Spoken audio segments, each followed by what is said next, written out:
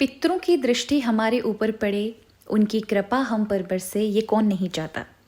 क्योंकि पितरों की कृपा से ही हमें आयु प्रजा धनम विद्याम स्वर्गम मोक्षम सुखानि च आयु मिलती है, संतान की उत्पत्ति होती है, धन बढ़ता है, विवेक बढ़ता है, स्वर्ग मोक्ष इत्यादि जितने सुख होते हैं, जितनी भी कल्पनाएं हैं सुख की, वो सब पितरों के आशीर्वाद से प्राप्त हो सकती है यदि पितर प्रसन्न हो जाएं। और यदि पितर नाराज हैं तो कहीं ना कहीं हमारे जीवन में हमें बौद्धिक रूप में कष्ट प्राप्त होता है, हमारा मन नहीं लगता, अशांति बहुत अत्यधिक होती है, घर परिवार के सदस्यों का मानसिक संतुलन बिगड़ा हुआ होता है। कई बार हम देखते हैं संतान उत्पत्ति नहीं हो रही है, आगे वंश कैसे बढ़ेगा। या फिर हम पाते हैं कि धन हानि बहुत है, कष्ट बहुत मिल रहा है, और या फिर हमारे परिवार में बहुत अत्यधिक सब बीमार बीमार बीमार बीमार बीमारी छूट नहीं रही, वो एक लगातार चल रही है।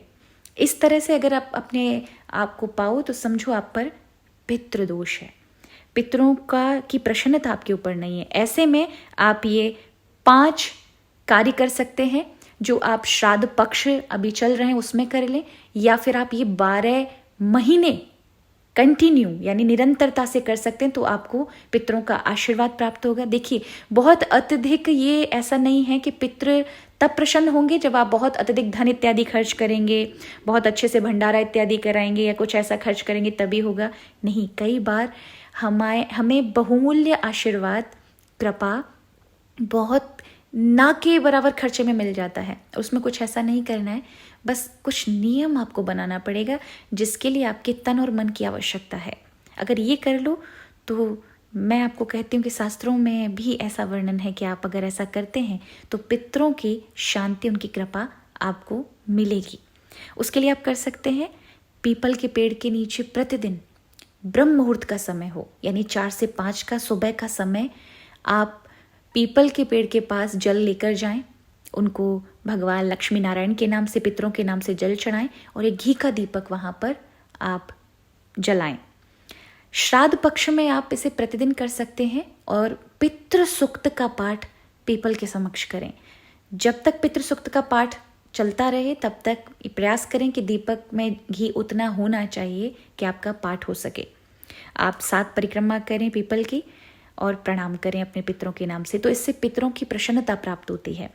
यदि श्राद्ध पक्ष में इंदिरा एकादशी पड़ने वाली है, यानी एकादशी पड़ जाए श्राद्ध पक्ष में, अभी इंदिरा एकादशी 10 तारीख को पड़ी रही है, ऐसे में यदि आप पीपल के पेड़ के नीचे ब्रह्म मुहूर्त में घी का दीपक जलाते हैं तो इससे पितरों को वैकुंठ की प्राप्ति होती है, भगवान नारायण के चरण प्राप्त होते हैं। उसी समय आप एक और नियम बनाएं कि वहीं पर तुलसी जी का भी पूजन करें, उन्हें भी जल चढ़ाएं और घी का दीपक जलाकर ओम नमो भगवते वासुदेवाय 11 बार परिक्रमा लगाएं। आप अगर दरिद्रता से परेशान हैं, बहुत अत्यधिक कष्ट जीवन में आ रहे हैं, अन्न इत्यादि की कमी आ रही है, तो रसोई घर में जहाँ नल हो या पानी के बहुत सारे बर्तन इत्यादि रखे हों, वहाँ पर घी का दीपक शाम के समय पितरों के नाम से जलाएं। इससे अन्नपूर्णा देवी की कृपा प्राप्त होती है और पितरों का भी आशीर्वाद मिलता है।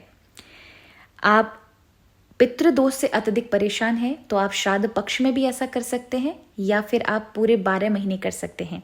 सांझ के समय, शाम का समय हो, उस समय घी का दीपक या फिर तिल के तेल का दीपक या फिर सरसों के तेल का दीपक दक्षिण दिशा में 5 से 10 मिनट के लिए पितरों के नाम से रखें।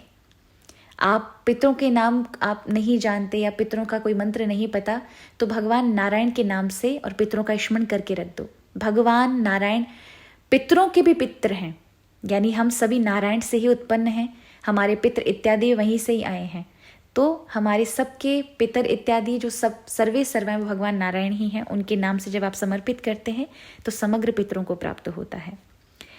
अगर आपके जीवन में अमंगल बहुत ज़्यादा है, शारीरिक कष्ट बहुत ज़्यादा परिवार को हो रहा है, मानसिक स्थिति ठीक नहीं है, ऐसे में आप प्रतिदिन सांझ के समय देहली पर घी का दीपक जलाएं। वो लक्ष्मी नारायण भगवान के नाम से आप स्थापित करें, पितरों को नमन करते हुए।